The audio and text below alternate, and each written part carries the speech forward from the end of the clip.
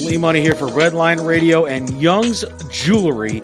Young's Jewelry has been creating quality jewelry since 1975. You know, when I was looking for my wife's engagement ring and even her wedding ring, Young's Jewelry is where I went.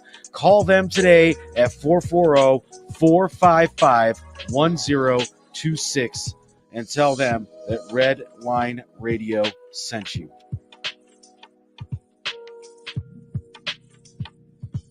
Redline Radio LLC is proud to partner with Growing Wings Adult Services for the creation of our brand new state-of-the-art production studio.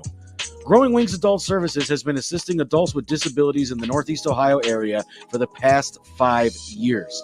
For more information on how Lisa and the team at Growing Wings can assist your family, you can contact Lisa at 234-334-7547 today.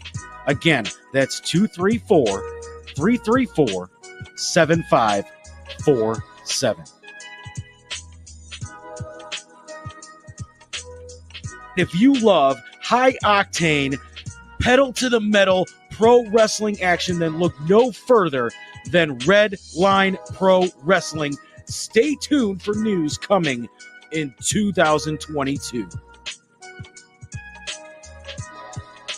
What's going on, everybody? Do you own your own small business? Do you want to get more advertising? Check us out at Redline Radio LLC. We are always accepting brand new sponsorships to get your business more recognition. Get a hold of Dave from Redline Radio today at 440-503-0828.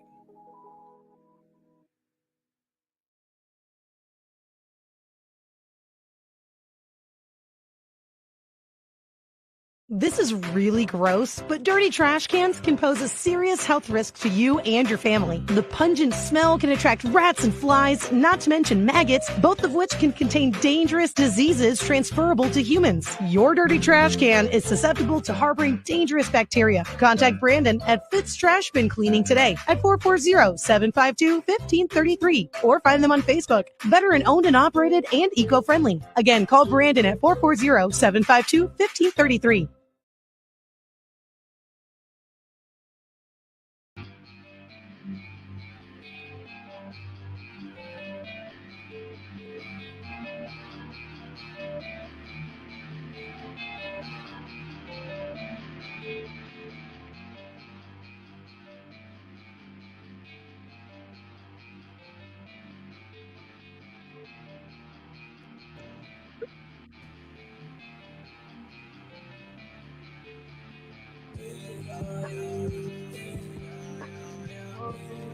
All right. What is up, everybody? Welcome to another episode of 4th and 15 with Mel and Smooth. I am Mel. Joining me as always is Ronnie Big Smooth Hennigan. Smooth, what's up, man? Not a whole lot, brother. You know, grinding as usual, man. What's going on with you? Man, just clanging and banging, man. Clanging and banging. Feel it. Great to be back off hiatus because, you know, we've been covering the other sports directly through the company, 216 Sports Network. But we ain't forgot about you guys. So a lot has been happening. So let's jump right into it. All right. Let's start in the major leagues.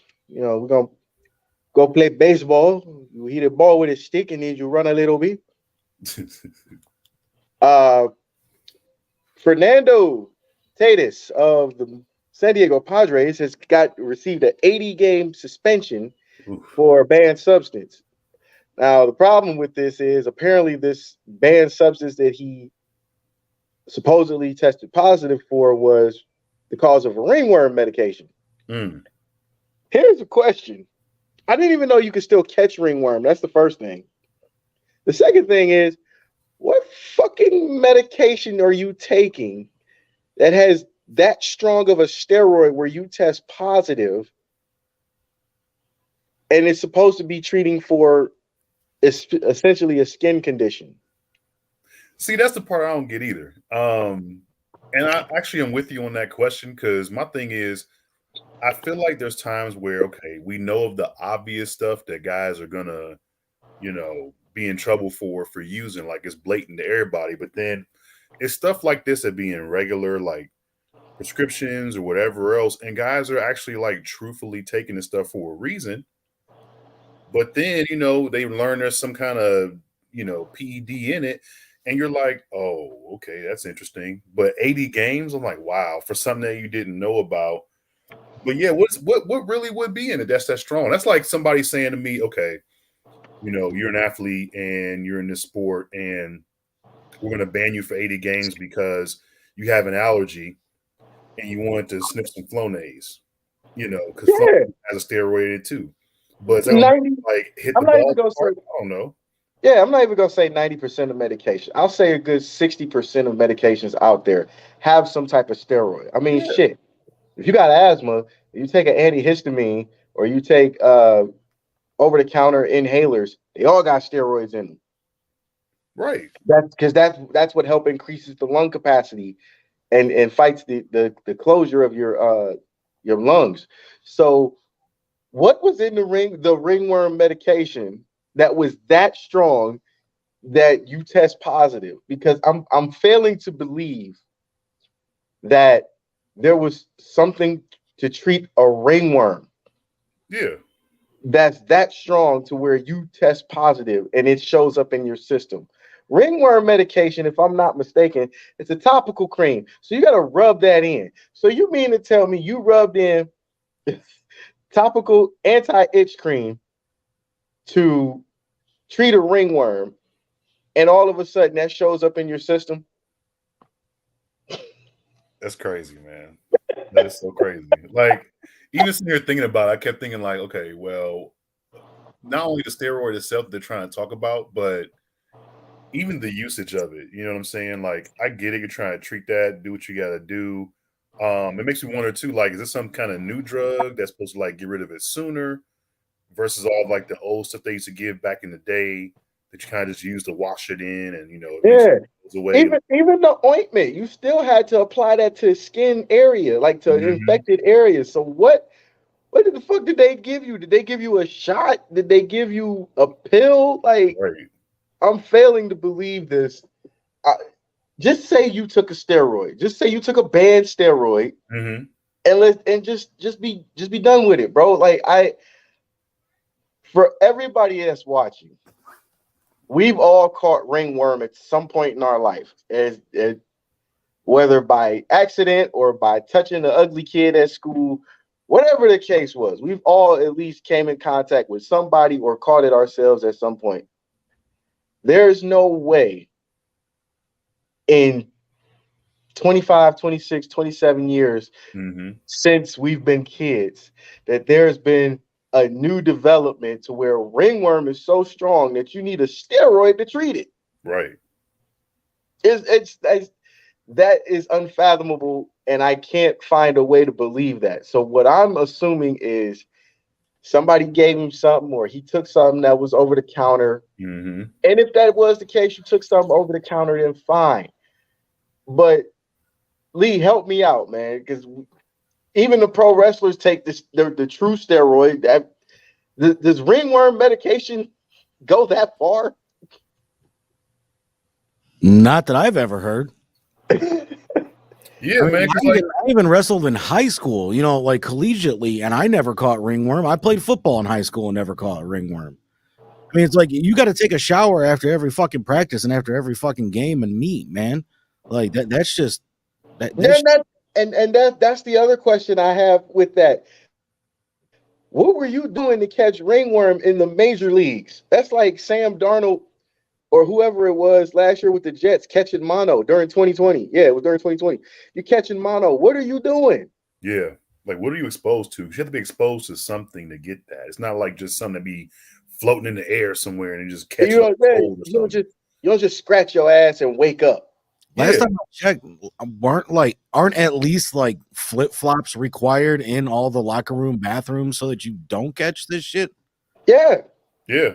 It's required for that, for just, you know, basic like athlete's foot or for staff and all this other stuff. Yeah, that's crazy. And with even with all of the shit floating around now, monkeypox, COVID, they still have protocols and shit you got to follow so you don't catch this shit. Exactly. So what were you doing that you caught ringworm, first off?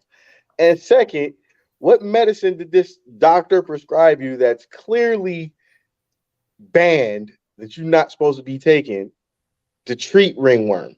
Yeah.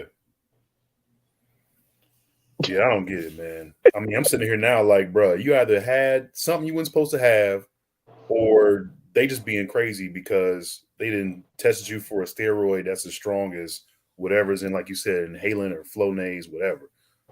But even then, the steroid that's in those medications isn't that strong. Nope. So you got to be doing It something. can't be. Nope. And even if it is, the MLB knows this. I'm pretty sure they know this, because if he doesn't have, if whatever said player doesn't have an inhaler, they die. That falls on the MLB. So that's something you either gonna let slide because it's literally your ass could be on the line, or you just don't care about inhalers and Flonase. So if you don't care about inhalers and Flonase, and you're just like, all right, if he's got an inhaler, cool. What was in this ringworm medication that just seeped all the way through your skin into your system, in your bloodstream, in your piss? And when they test you, you test positive. Right. Well, the CDC just proved him to be a liar anyway. Steroids can be helpful for some skin problems and can even temporarily reduce ringworm symptoms like itching and redness, but they do not kill the fungus that causes ringworm. See, there you go. Just like that. Yeah, that's the ointment. The ointments and the topical creams do that. So, okay. There was another sentence there that I didn't see because it wasn't bold. Steroid creams can also make ringworm worse because they weaken the skin's defenses. All right, so we can rule that out then. It wasn't the... I don't know. I don't know. I just feel like for you to catch ringworm in 2022, you had to be doing some shit you ain't had no business doing. Putting your hands somewhere you couldn't be putting them at. Or wash your ass, motherfucker. That too. Or you just were taking something that was on the banned substance list and you just didn't care. Right.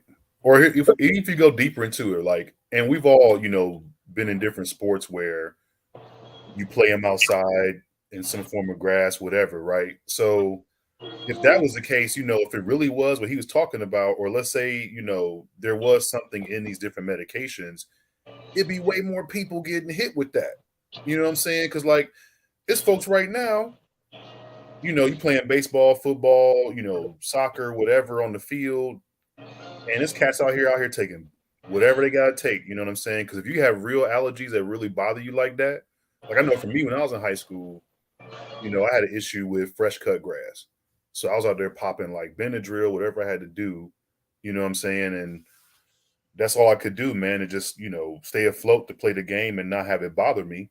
So I totally get that, but the thing was, like, if there was a reason that you would feel like I had something in some of the drugs or Flonase, whatever else I was taking, to make sure I can actually breathe while I'm playing the game outside, then it'd be me and everybody else out there, whoever else taking it, in trouble for stuff. You know what I'm saying? Even right now, I'll guarantee you there's a pitcher on the mound right now who was pumped full of something just so he can breathe during the game because he out there around grass and whatever else, man. Man.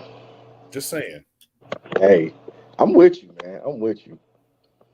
Well, while we're on the subject of the major leagues, let's take a look at the standings. And obviously, we already know who's going to make it out of the East. We already know who's going to make it out of the West, that being the Yankees and the Astros. But the interesting one is the Central. The Cleveland baseball team, formerly known as the Indians, are a game and a half up over the Minnesota Twins. Now, here's what we've all been watching, as we are baseball fans. We've all been watching. Now, the question is this something that they can hold on to for the rest of the season? Like, can they keep pace and make the playoffs, even though Lee feels like they're going to be one and done, get swept by whoever in the first round?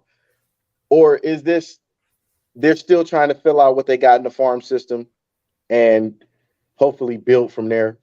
Because my conventional thinking for the baseball team formerly known as the Indians is the division is not as strong as it normally is in past years. So because it's not as strong, I think the only thing you really got to worry about is the Twins. You have a shot. So my question to you is, can they hold on to the lead and make the playoffs, or is this going to be one of those fizzle and burn out seasons? I feel like they should be able to hold on. I don't think they'll go deep either, but I feel like, with them having, let's see, they played 112, so they got 50 games left. If they win, let's say 30 or 35 of those, they'll definitely be in talks with playoffs or whatever. I don't know if it'll be enough to win the division if they end up doing that, considering how the Twins play. And even with the White Sox being 3.5 behind, we'll kind of see how it plays out. But the way the pitching has been recently has been a lot better since we had this discussion last time. Because I know I was really harsh about McKenzie and how he was doing, but he's done a lot better since then. I think he was like 8-8 or something. Like he's like 400. So he's definitely improved a lot. He dropped his ERA down. Last time I looked, it was like maybe just over 3 runs or under it. So it's definitely turning it around since we had this discussion last time. So I think a lot of it's going to come down to the consistency of the bullpen. And, the bats will do what they do, but I think that's where the consistency will come from. It's just the defensive part of it. So, we'll see what happens. I mean, they're 7-3 in the last 10 games, you know what I mean? So on a 5-game winning streak. Yeah, it's definitely possible, you know what I mean? So we'll see. We'll definitely I see. This Guardians team has impressed everybody this year. I mean, there's nothing but a bunch of no names on that team. Yeah. But you know what? Even with them getting rid of what's the name and him going to the Cubs, was it Reyes? Yeah. Well, even with them and Reyes was supposed to be the savior of the offense. He's supposed to have this big bat. He's been abysmal this season. They assigned him to DFA. For those that don't know, that means designated for assignment, which means anybody can pick him up, and he ended up going to the Cubs, and the Cubs are absolutely garbage truck juice right about now. Mm-hmm. But, I think the glue that's holding everybody together is obviously Francona, because Francona is this generation's Mike Hargrove. When Mike first took the job, you didn't give him a lot to work with, but he made it work. Mm-hmm. And then in 95, we get Baerga, we get Albert Bell, and all of those guys. We get them going, and now we're in the World Series. And then we miss it because of the Yankees the next year, but we get back to the World Series in 97. So for that 3-year stretch, that was the best job you could see a manager doing with what you gave him. And I think Francona is doing the same thing here, because he ain't got a lot to work with. Like, we all thought Tristan McKenzie was going to be the new ace behind Bieber, and he struggled. He keeps getting sent back down to Columbus. They keep bringing him back up. But at the same time, he's still got to learn. He's still young. Yeah. So, Stephen Kwan has showed up. Everybody thought he was going to fizzle out, but he showed up. So I think having Francona around and having a manager that knows how to deal with pressure, mm-hmm. I think that's helped the team out a lot, especially knowing the ownership sucks as far as financially. They don't want to pay players. We've let a shit ton of good players go throughout the course of their ownership. And, yes, we do have the best farm system in the major leagues, but that doesn't help you if you don't have at least one big name player. All we got is Ramirez right now. Mm-hmm. Truth be told, Ramirez and Bieber. Yeah. And how long are we going to be able to keep those guys? Both of them. No, that's true. And to your point, yeah, the best farm system for sure. And it's just like we keep seeing the same cycle over and over again, right? You'll get guys drafted, you'll get some younger guys in there, you make a trade or whatever, and all of a sudden you pick up 3, 4 prospects for that one trade for the low, and then you build them up. They're playing lights out, and all of a sudden when it's time to pay them, you don't want to do it. They get shipped off somewhere else, like a big market, Dodgers, Yankees, Boston, whatever. And it's just the same thing we keep seeing over and over again, And it's like eventually, like you said, it's all coming down to the ownership. And they keep getting these good managers or whatever, and they'll build these teams up, and you see these World Series appearances or whatever, or consistent playoff touches, or about to be, or second, place in the division, winning the division. It's been the same for the last like something years, 30 years almost. And it's just crazy, man. I feel like now we're at a point, like you said, where it comes down to ownership. I mean, it's like just sell the team. You know what I'm saying? Seriously, like just sell the team. Either sell the team, or bring somebody in with big money outside of the guy that you already got. Yes, please. Right. I mean, and how long before the fans are finally just like, you're not my dad, and they're finally just like, you spend money or ship out, man. I mean, to your point about the playoffs, though, I have to say it's almost like they've got some kind of Jedi Knight just behind them, just going, use the Force, because I don't understand how they're first place in the division right now. Well, this year the division is terrible. I hate to say it that way because honestly, outside of the AL East, this is the most loaded division any other time. That's true. Like it's always a dogfight in the Central, but the White Sox aren't what they are. The Royals have not been what they are since they won the World Series. And it's the Tigers. It's the Tigers. And the Tigers for sure started off hot, and they just fizzled, man. They took a straight nosedive. Straight dump. And the only thing this year that we've seen out of the Twins that's keeping them in games is pitching. Mm-hmm. I mean, if you look at their away record, they suck on the road. They're 27-28. That's not exactly, I want to go see them play on the road. That's more of a, I can't wait to go back home. Like the Twins are one of those teams, they themselves cannot wait to go back home. And you know what? We bring up a good point, and that's the reason why I even mentioned, the White Sox in the first place, because they have, an away record. Actually, they have the best away record in the Central right now. And that's what's kind of keeping them in it anyway, while they're 3.5 games behind, because they're 31-27, with their away record. So they're like a little bit under 5 for their home. But when it comes to away, it's like that's what's actually keeping them relevant, in our division right now, because of that. So I agree with that wholeheartily for sure. I feel like that's really what it is. And like you said, Detroit just stinks. It's so low. Like it's wide open, man. It really is. And that's what's helping the Guardians / Indians, because when you look at the National League, the Mets, the Cardinals, and the Dodgers are literally damn near running away with their division. The only thing that's helping the Central looks just like the AL Central. St. Louis is a game and a half up on Milwaukee.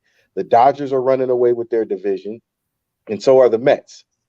So whatever happens underneath the Mets and the Dodgers, you're going to have to literally figure it out and hope for the best, because the Dodgers spend money. True. Occasionally the Cubs will spend money when they have it. The Mets will spend money because they're trying to keep up with the Yankees, and the Yankees don't even play in the same league that they do. But somebody's got to run New York. And then look at the American League. You know who's coming out of the West, right? Fucking Verlander. When they played the Guardians, fucking Verlander was scary, with gray beard and all. He didn't look like a Just for Men commercial. He looked like he was pissed off. He struck out, I believe, the first game I watched, he struck out like 8. And then Verlander has takeover ability. Like, he has the ability to just shut a game down. You may get a hit, you may walk on occasion, but you're not winning if he stays out on the field. True. And then with the Yankees, stop pitching the fucking Aaron Judge. Just stop. Just walk his ass. He ain't stealing no base. So just walk his giant ass. Like, I don't get why, I don't get why most baseball fans expect different out of the same teams. Sometimes you just know. So you expect teams to intentionally walk Mike Judge every time he comes up there? Fuck yeah. Aaron Judge. Yeah, Mike Judge is Beavis and Butthead. Same difference. The Judge at the end of it.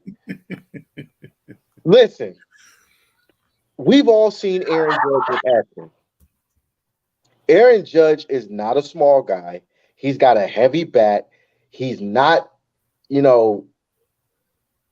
not a weakling at the bat. He's not a leadoff hitter.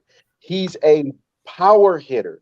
And he's obviously the best power hitter in the game today. Not ever, but he's the best power hitter in the game today. What do you do to a guy like that? You can't pitch around him. You can't jam him up. Like, his radius, his strike zone, his strike zone is so much more different from, say, Reyes or Mike Trout. He's got at least a 6-inch advantage over most of the batters that we just named. And he's heavy. He's 240 pounds as an outfielder? I mean, outfielders, weigh that much. Outfielders are supposed to have speed. They're supposed to be Kenny Lofton. He's out here smacking the ball 400, 500 feet. If I'm a pitcher, that's the most frustrating thing ever, unless I'm Randy Johnson or Roger Clemens. And even then, you still got a problem because, again, his strike zone is so much more different than everybody else's because he's so fucking tall. So, Lee, if you're a baseball player, what would you do? If you're a pitcher, what do you do? I mean, I'm not disagreeing with you about, the intentional walk. I mean, it does sound like the best idea, but if you're confident enough in your starting pitcher, you're going to put your starter out there against Judge all the time, unless it's like the 9th inning and you got your best closer in. I mean, yeah, but like I said, even then, it's still a problem because his strike zone. That's the biggest issue. It's not his bat. It's not so much as his bat as it is the strike zone, because the strike zone dictates what you can and can't do to a batter. Meaning, can I jam this batter up because he's crowding the plate? Can I throw away from him and make him chase a curveball in the dirt? With Judge, he's so fucking tall and he's so heavy.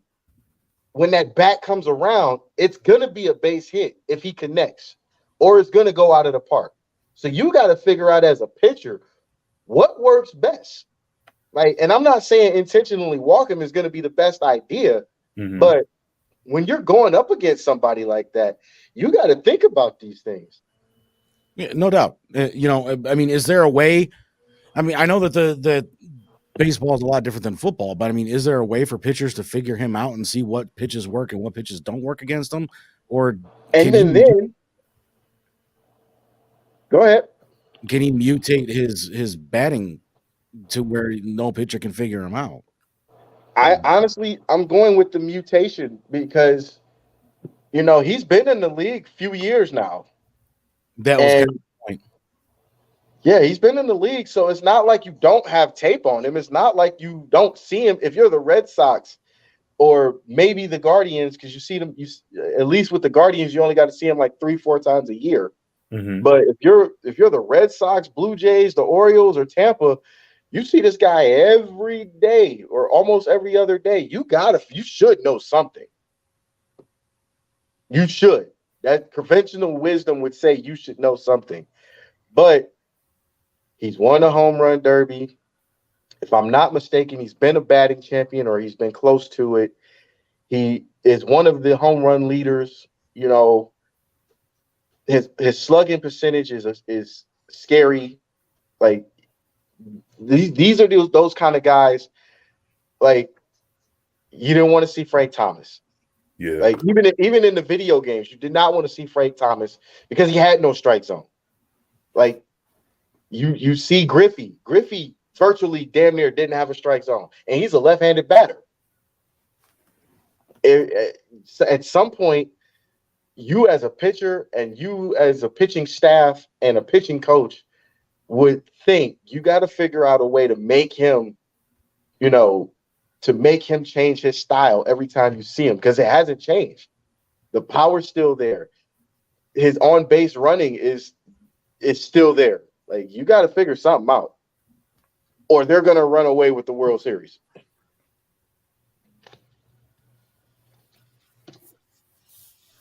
Moving. Preseason football has started. Oh. And, we're all happy the NFL is back, even if it's the crappy 3 preseason games they give us now. Started with the Hall of Fame game. I got yelled at by our friends at the Hall of Fame for this. Shout out to Mr. Rich DeRozier and the rest of the Hall of Fame staff. But even though he yelled at me about this, because I was not a fan of this year's Hall of Fame game. Not because I'm not a fan of the Hall of Fame game. It was because it was the Jags and the Raiders. And we all know the Raiders are 20 times better than the Jags at this point. Mm-hmm. But the start of football happened. And last night, the Browns played the Jags. They come back from 9. They score 24 unanswered.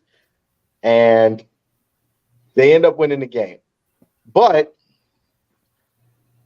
in the midst of all of this, Deshaun Watson starts because there was no decision handed down by another arbitrator outside of Roger Goodell. And he goes 1 for 5. I think he had 1 catch for like 7 yards or something like that, or 1 completed pass for 7 yards or something like that. A couple drops, couple turnovers. He looked like a guy who had not been playing for almost 2 years. Mm-hmm. So do we see a change if he's allowed to play the next preseason game or whatever the case is? Are we going to see a change or an improvement in his play, or does he still need to stay in these preseason games a little longer to knock the rust off? Wait, so you mean to tell me that Deshaun Watson looked like a quarterback that hasn't played in the league for 2 years? Yeah, he did. I think for me, it's 50-50. So, right, like you have to play him because, like you said, it's been a while. He hasn't played since January of 2021. So he's got to get the reps. He needs the reps. But then on the other side, it's a bit scary because, we all know it takes one hit, and a guy can be out as well, mm-hmm. which is why they always limit like starters in the beginning anyway for that reason. The Browns just lost the center. They lost the starting center, Nick Harris, right? Yeah, that was like, damn, okay. So, even having that, and of course, Tretter's already gone. So, this backup dude, I don't know anything about him, but like, my thing is,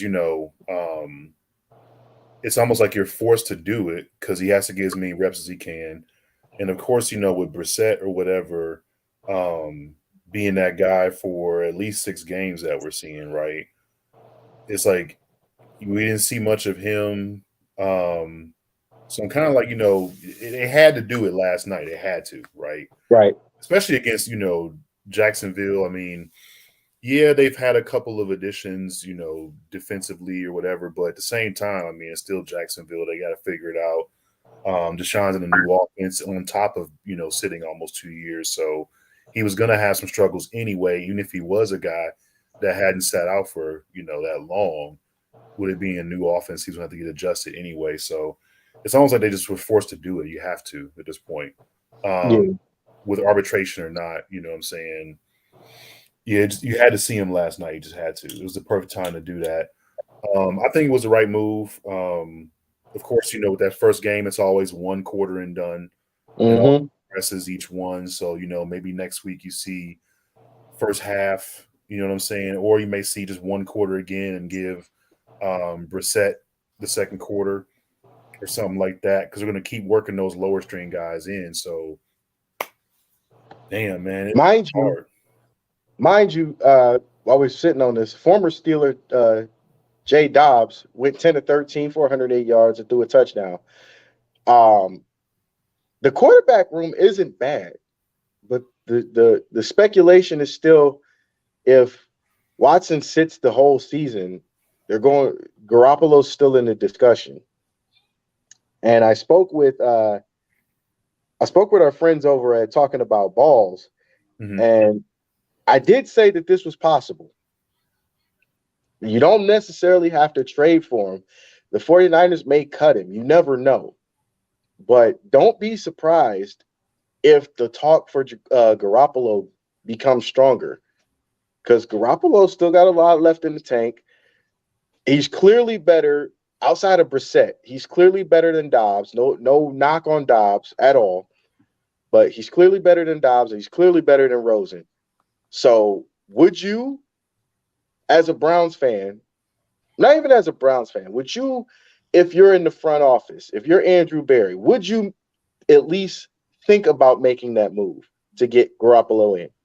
I think you do. I don't think you trade for him, but I do feel like, the money's definitely there, because Cleveland still has the highest salary cap space right now in the league. So, they have some options with regards to that, at least for this season.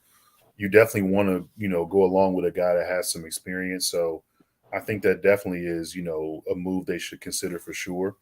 I also was telling people this too. I'm like, I think because they don't know what's going to happen with Watson this season, maybe another reason too, looking at the offense, why they haven't done much with Will Fuller. Because I was thinking about that too, and he's out there or whatever.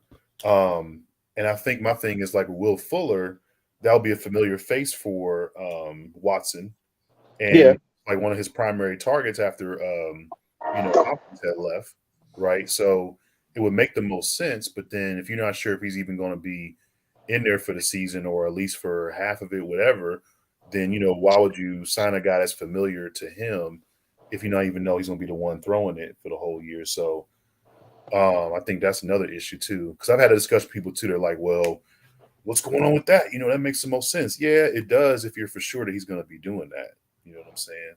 I mean, but people also got to understand, not you, Ronnie, but people also got to understand, it's not always about bringing pieces in that he's familiar with. Your team, the team that's already around Watson, if Watson if Watson comes back, if, this arbitration works out in his favor, he's got the team where he does not literally have to do much at all.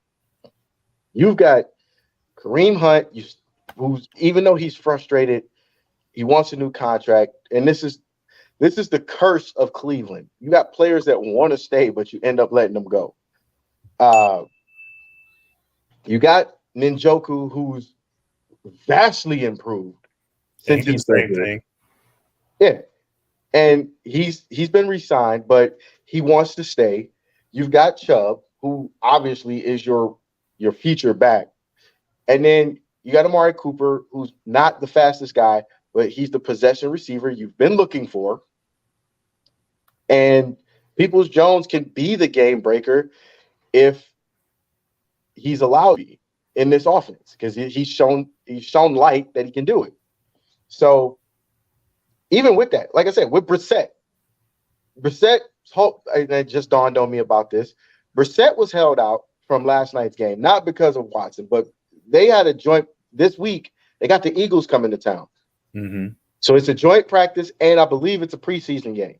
So that makes sense to hold Brissett out, because you don't want him getting hurt. You've already said he's the starter till Watson comes back. And for those that are against that decision, think about this.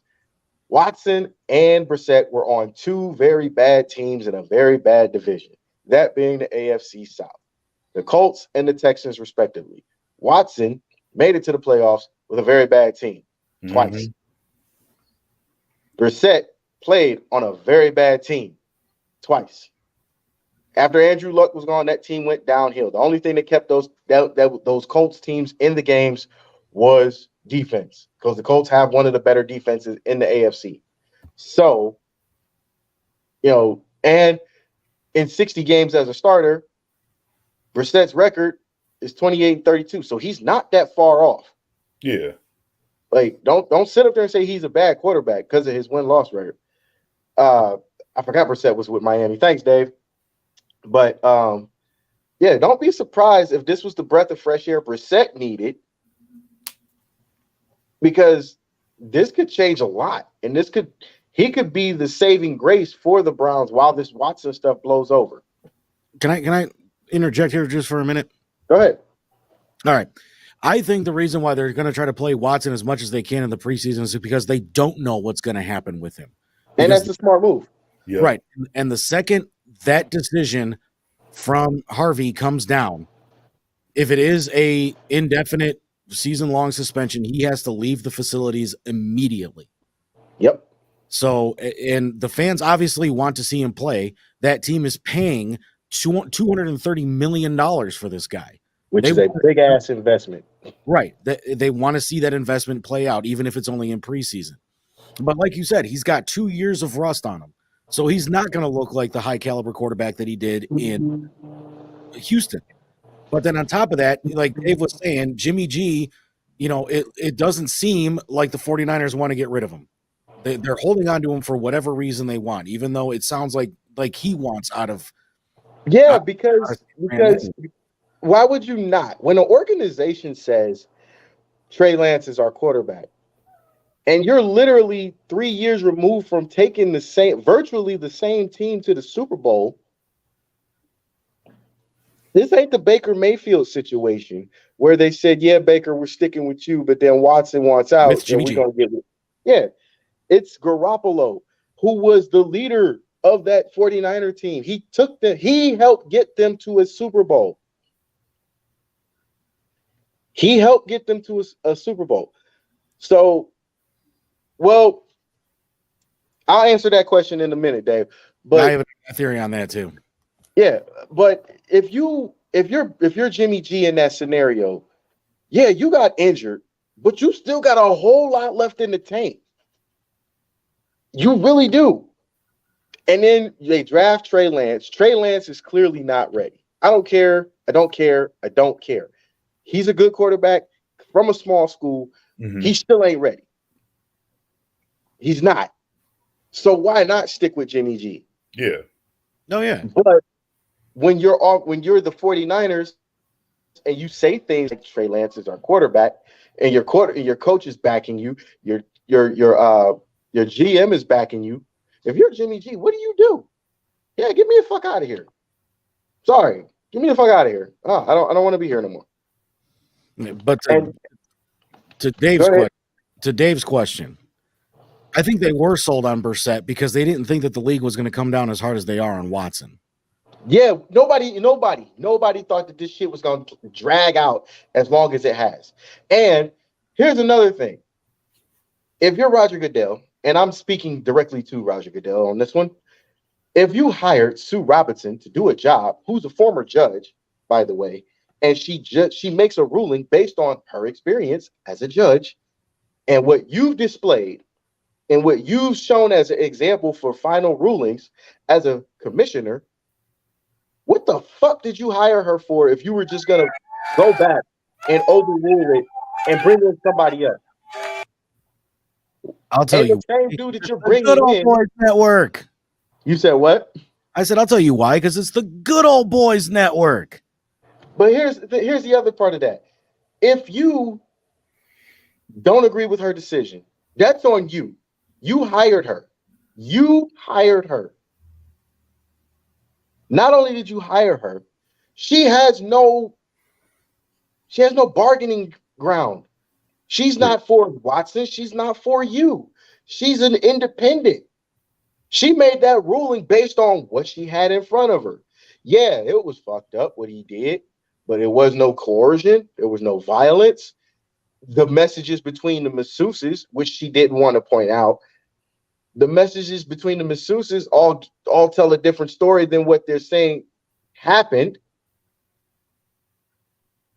And Watson sticking by what he said. And the examples that you give on shit that's non-criminal, which this is, the shit that you've said that's not criminal, you let Robert Kraft get away with, and there were videotapes. The Zeke Elliott thing, the same guy that you hired to sit through this and give another ruling, sat through that case, says the same thing. He didn't do anything out of the box. It just looks bad because of the accusation. Excuse me. It looks bad because of the accusation. Not only all that, but she did state in there that this is what you as the league have done in the past Right. for kinds of egregious actions. I cannot issue a higher suspension if this is what you as the league and as the owner of the league have done in the past. And the one thing that I think people keep forgetting on top of all that as well is it wasn't just Roger Goodell and the league who picked Sue Robinson. It was the Players Association who picked them as well. So if this was a mutual pick between the league and the union that represents the players, Roger Goodell can't bitch about it. Exactly. But not only that, but you just went against a woman. Mm-hmm. And this was a woman's decision. So and now all that bullshit you've been talking about, how you want to stand by women and you're with women. Look what you just did. She made a fair, and I'm saying this because again, she has the examples. She had the examples. She said what you as the league have shown in these situations. That's like me telling Ronnie, hey man, you hit me kind of hard on that last play, man. Can you not do that again? Oh yeah, sure. Then he comes back and blasts my head open.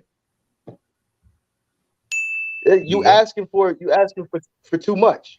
You hired her. All the owners, because the owners hired you to be commissioner. Let's look at that. That's the 1st thing. True. So all the owners hired you to be commissioner. You've made dumb decisions. You've made dumb rulings. You've made dumb suspensions. The Josh Gordon thing is like so on my mind right now because none of what he did was criminal. It's a substance that 90% of NFL players have said has helped with pain, has helped with depression, and any other medical condition that they have acquired over the years. And, you know, you got Robert Kraft on video slinging his old junk everywhere in a masseuse parlor. Nothing happens to him. He doesn't have to sell the team. He doesn't get arrested. All of these masseuses say one thing that's totally different from the text messages and what Watson said went on. Watson's been asking to go for this to trial. You hire Sue Robinson. Sue Robinson says, this is as fair as I can get. Take it or leave it. And you leave it. Yeah. Now you're opening an even bigger can of worms because if the players union decides to go sue, you're screwed. And to Dave's thing about if he didn't do it, why apologize and say he'll pay the $5 million? Fine. I'm glad you brought that up because Ronnie, you sent me that this morning. That came from the legal team. I promise you that came from the legal team. Just to make this all go away. And that's exactly what I said too. And we talk about this on Renegades, even though some of our fans hate the fact that we talk about this on Renegades because we're supposed to be a quote unquote Steelers show. This is beyond the Cleveland Browns. This is football. This is the entire NFL. And that's why we talk about it. And he does bring up another good point. I mean, Josh Gordon was suspended, almost 2 complete seasons for marijuana and shot himself, got 2 years, for that. This is an unprecedented situation because now not only do you have the league going against their players, you have the league going against their own union that represents the players. In addition to that, if you go back further, even with Kareem Hunt's situation, like he on camera handling the woman that he was handling, and that's 8 games, right? He did his 8 games. He got released by the Chiefs or whatever. He came back. He Ray Rice apologized and moved on. You know what I'm saying? So, and there's that. Whatever. And you got to think too. If Dave, I get what you're saying. Mary Kay reported it, but think about that. Just hear me out on this. Why, if you were really apologetic, remorseful, whatever you want to call it, you yourself as a person, why would you wait this long? Especially in a case this big. Why would you wait this long to apologize? That came from, you can't pay me to believe that didn't come from the legal team that represents him. That or PR team telling him what to say. Exactly. And I mean, at this point, it's like when he said he wasn't remorseful, he meant that part at the beginning. Yeah. If he's not remorseful, if you're not remorseful for anything you do in life as a person, why do you need to apologize? Why? Maybe just apologizing for the situation that this is not only putting the Cleveland Clown Show in, but it's also putting the league in. Yeah. Okay. If that's the case, then yeah, he should have said that. But the way this was worded and the way it came out, and and a shout out to Aditi Kikabala. She's a great sideline reporter, great journalist on sports. So for her to pop this was big. Mm-hmm. And it's also in the form of, even if he did know something happened, Dave, it was all mutual. It had to be, because nobody says anything that's not mutual. You can lie all you want, but when you're telling other masseuses, I hope he comes back to me, or I hope he doesn't pick anybody else. What about the girl's son that said she got a call from the Texans and said, "Oh, I will make sure you get paid if you join this lawsuit." So how do you ignore all of that evidence? Well, or the 30 that the Texans settled themselves because they had nothing to do with it. I mean, my thing too is like, not all the massages happen at an actual parlor too, right? So my thing is, okay, and this is something that, I have to say, having like $2 of my own, it's like one of those things where you see situations like this or something else you may have experienced personally. You're like, you know what? I'm going to teach them to move different. Mm-hmm. There's times where, like, okay, if you're a masseuse, right, and you're in a situation where you're hired to do your job outside of where you normally do your job, you can't go into the situation and think something is going to be different or not be different, right, based on what you currently do in your role at your line of business in that facility. So my thing is like, okay, I feel like anytime you open yourself up to some of those situations, there could be something that happens, right? Mm-hmm. Then you got NDAs being involved too. So why you signed it if you knew if you didn't want that to happen? Like, my thing is, at the end of the day, right? We don't condone the acts, but at the same time, there are times where you have to go in knowing that there could possibly be a situation that you're putting yourself into with a few of those examples, right? Exactly. That's just part of it too. Like, my thing is, okay, it could be anything like, all right, so-and-so, was walking down the street in a dark alley and, they had the new Jordans on, they got jumped. Why was you walking that late at night with them on anyway? Or are people getting jacked for certain clothes or whatever else? You know what I'm saying? Matter of fact, what yourself in this situation? Yeah, what possessed you to walk down a dark alley? Like little stuff like that. Like, some of the stuff, yeah, it happened, it shouldn't have happened or whatever.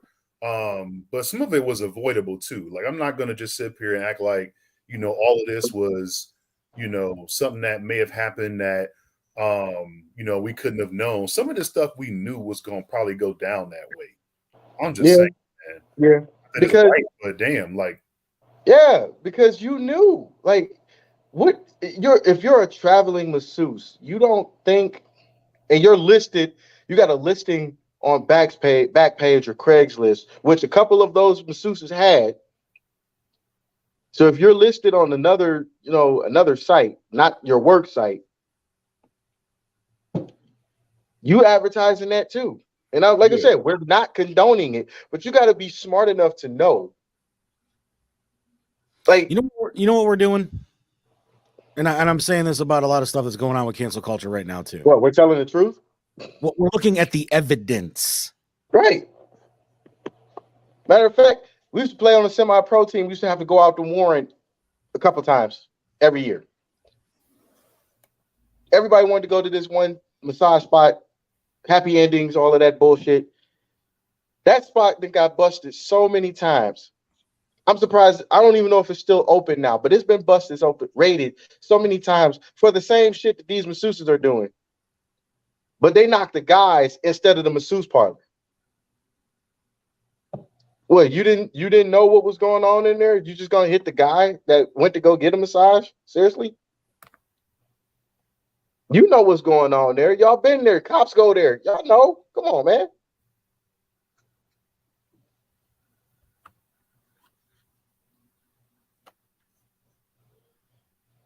I mean, yeah, to a degree, you're right. But at the same time, these women knew what they were doing.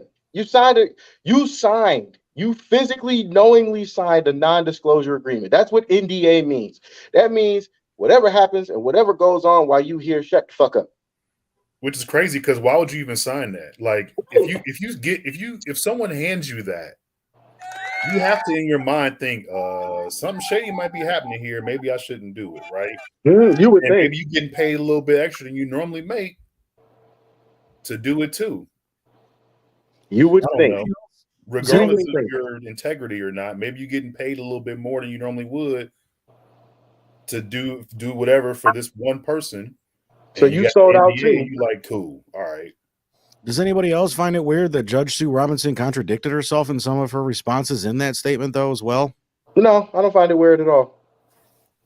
The only reason I don't find it weird is because she was also smart enough to know she can't do anything that's going to make herself look bad. Meaning, whatever decision she made, if it was above, I'll say 10 games. If it was above anything over 10 games, the hammer would have came down on her too. Because I think the NFLPA would have went after her as well for unfair punishment. That is true. I honestly, like, what she said, some of it did contradict herself, but the main thing that she said that rings true, and Ronnie said it as well, I gave the punishment based on past experiences of what you've done. Mm-hmm. And Ronnie made that so clear. I have to applaud everybody in this conversation because she said the truth. As much as I want to give him a harsh punishment, I can't. I can only go by what the law says and what the law is. And the law in this instance is what you got on your rule book.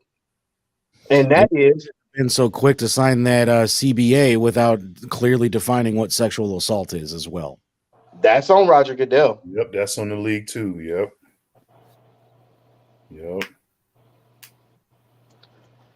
And we don't even count the Ben situation because we already know. I mean, I'm not saying it to be funny, but we already know it was a bunch of funny shit. And the only reason he even got caught up in that is because the girl was fucking drunk, and the other girl went along with it because she was hoping to get a payday too.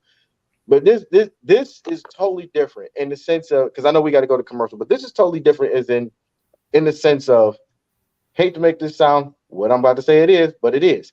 It's a black man in the NFL under very, very, very, very close scrutiny, because if he really would have been found guilty, if this would have been really a criminal case, think about the ramifications that would have happened and would have been behind everything that's going on now. Like, I don't honestly believe he would have got a fair shake. Absolutely not. Nope. Ben went to court about it. Ben went to court about it for a little bit. He gets off a couple games. The case goes away. You don't hear about it again. This would have followed Watson everywhere he went. He could have went to Canada and this shit would have followed him. True. And here's the other thing about that whole thing too. And I've said this from the beginning, and this again, it seems to be something that people forget about. why all of a sudden has all the information that J.J. Watt, a white man, Jadeveon Clowney, and everybody else that demanded to be kicked off or not taken off of that team because the owner was a racist piece of garbage.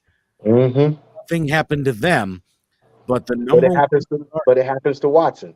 The star quarterback that just signed a new deal, and then all of a sudden all this stuff comes out. Clowney leaves, Watt leaves, Watkins leaves, and then all of a sudden it's, oh yeah, 60 women are accusing him of inappropriate touching. I told you, man. This the curtain call all over again. Yep. Scott Hall and Kevin Nash leave. You can't punish Shawn Michaels because he's the champ. Who's left? Triple H. Triple H. All right, we're gonna go to commercial, but when we come back, we got some college football talk, and Ronnie's got me all excited about this. So when we come back, we'll talk to college football and throw some other stuff in there that we got to get to, y'all. So stay tuned.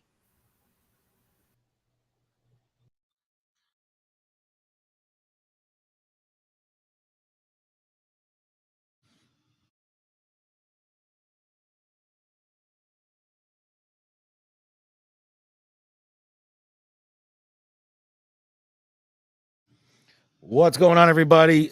Red Line Radio Station Manager Lee Money here with you. And, if you guys need to get that new ink done, there is only one place that we here at Red Line Radio go to, and that is Tattoo Therapy Inc., the official tattoo parlor of Red Line Radio, LLC, and Money's Crazy Mind.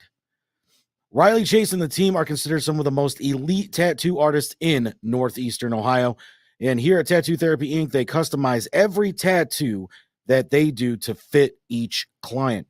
They take the time to bring their idea to life. They have custom artists that put the client's needs first. They do free consultations to ensure that they are on the same page and get the desired result. They're also a full-fledged art gallery featuring local artists' artwork that is for sale.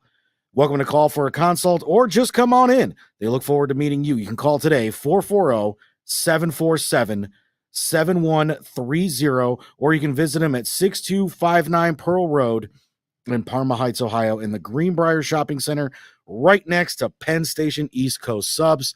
So go ahead and get you some ink done, then go grab you a cheesesteak to help get over that ink. If you guys want to interact with any of the shows here at studio number 2, the Growing Wings Adult Services Studio, there's only one way to do that, and that's called the Fitz Trash Bin Cleaning LLC hotline. Fitz Trash Bin Cleaning are a cleaning and pressure washing company.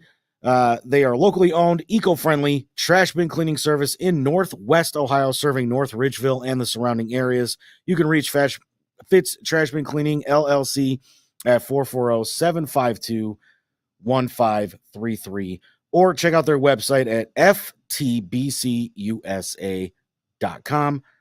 Or you can email Brandon at ftbcusa.com. Mention Redline Radio while you book your first service and receive 10% off. Ronnie and Mel will be right back.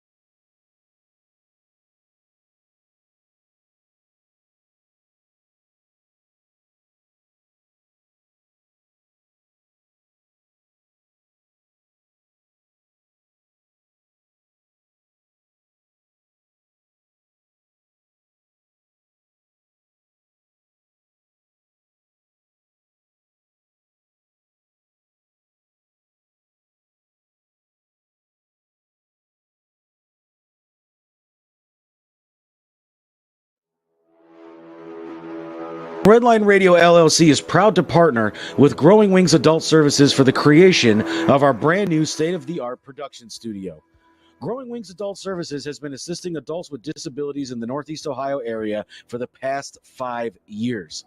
For more information on how Lisa and the team at Growing Wings can assist your family, you can contact Lisa at 234-334-7547 today.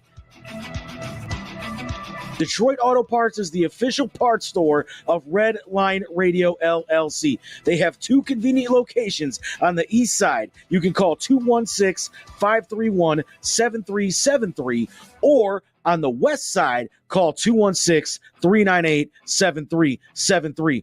Mention Red Line Radio and receive 10% off your purchase. It's the official home and auto parts store of Red Line Radio LLC. If you need any custom t-shirts, banners, stickers, anything like that made, then you reach out to Incredible Keepsakes. As Diane always says, cherished moments are made to last forever. You can reach Incredible Keepsakes at 440-242-9648 or check out their websites at incrediblekeepsakes.com.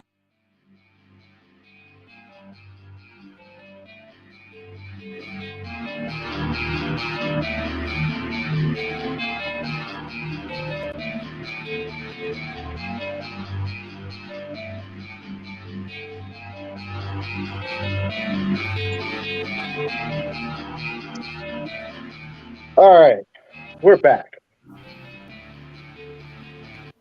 And fresh off the NFL and Watson talk, we're going to step down to the college ranks of the football world. And we all know college football is coming right behind NFL, and then ain't no preseason in college football, so every game is going to mean something. So the first games will be in 2 weeks, but they're all sucky. It's not even worth watching. Like Illinois plays Wyoming. Like in North Carolina plays Florida A&M. Like man, Hawaii plays in Timmy Chang's debut as a coach. Hawaii plays Vanderbilt. Like we don't care. Akron's even playing St. Francis. Like, come on. And that's all week 0. So let's go to September 3rd, which is the true week 1, since we have a week 0. I don't even know where the fuck they came up with that, but I'm not going to knock it. Get all the crappy games out the way. So we got 6 games that are interesting and are I got 6 that are must-watch games. Lee, I know you don't watch college football, but just stick with us on this one. Not unless it's Ohio State. I try to watch a couple of Ohio State games. Well, you might catch them on this list, but the first one is so interesting because 1, it's a 3:30 game. 2, it features the defending national champion Georgia Bulldogs and the lowly Oregon Ducks. Now, the reason I'm bringing this game up is because we've all seen the talks and the speculations that not only are USC and UCLA going to leave the Pac-12 for the Big Ten, but there was also talk and speculation that Oregon might be following.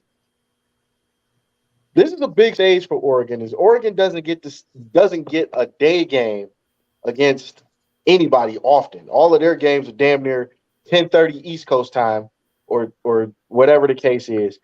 So for this particular game, because you are the Georgia Bulldog fan in this scenario, what are you expecting to see from both teams? I feel like, with Oregon having a new coach who was the former defensive coordinator for Georgia, he's going to know a little bit more about how Todd Monken runs his offense. So that'll be interesting. Of course, Georgia drafting as many players as they did the first couple of rounds from the defense and other spots will be, trying to rebuild. I will go on record and say that they're not going to repeat this year. That's obvious.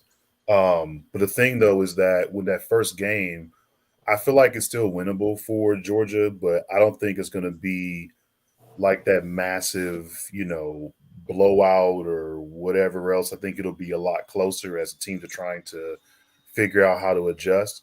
And then, of course, Oregon will be playing on, our time versus their own time. So that'll be a little bit different traveling across the country. And that's always a trap for anybody, really. And the fact that they claim it's, a neutral site. Don't make a damn bit of difference. Still in damn Georgia and Atlanta. So, I mean, it's going to be a big show out for That's going to be a home game. Right. It's a damn home game. Right. So it's almost like, okay, well, that's a big setup anyway. So I expect Georgia to win it. I don't think they'll blow out or anything like that. I think both teams will end up trying to adjust, and trying to figure out like their take on both sides of the ball and kind of go from there. So I see it like that. I'm going to throw out some random score. Let's say like, 21-17. I'm going to even call it that close. Wow, that is close. Here's why I don't really care for this game. The Pac-12, Pac-10, whatever you want to call it, your era, has not shown well on the East Coast. Yes, Oregon did beat Ohio State last year, but let's look at reality. If that game happens in 2021, like not even 2021, 2020, like it was supposed to, Oregon doesn't win the game. Yeah. They don't. And they don't win it at home because that was a home and home that got canceled for 2020. So, don't think Oregon is as good as everybody thinks they are. Mm-hmm.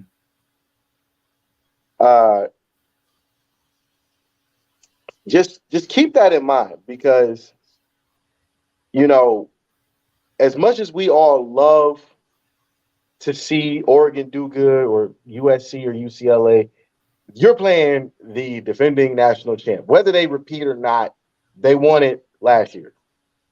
That team is reloading. It's not rebuilding, it's reloading. You're going to have problems. You're going to have to match the physicality. You don't have that. You haven't had that in years. I'm sorry. Anybody that's an Oregon fan, you've seen these fucking games. It's the truth. Oregon is not as physical as Ohio State. They're not as physical as Alabama. They're not as physical as, I'll even go as far to say, Florida State. Yeah. So don't be surprised. I might say this might be a blowout. Honestly, I might go with that. Because, like you said, like we both said, it's a fucking home game for Georgia. You know how well Georgia plays in what is essentially the Georgia Dome. That's the home away from home that you can't escape, and you can't escape the loudness. I'm going with Georgia big over this one. Next game on our list, Cincinnati. I picked this game because this game is interesting. Yeah. Cincinnati versus Arkansas. Ooh. And the reason I picked this game is because we all saw how Cincinnati gave Alabama a huge problem last year in the playoff. Everybody looks at that score and says, well, they got blew out. No, they did not. If you sat down and watched that game, if it's not for the fact that Cincinnati couldn't run the ball as productively as they did all season against Alabama's defensive line, that game looks totally different. Not only that, but Cincinnati was the sleeper team last year. Nobody expected them to make the playoffs. Exactly. Oh, they did, yeah. And they blew out damn near everybody. The only tough opponent that they had for real in their conference was SMU. True. Like, don't sleep on Cincinnati. Like, people forget the head coach at Cincinnati, Luke Fickell, is a fucking Buckeye.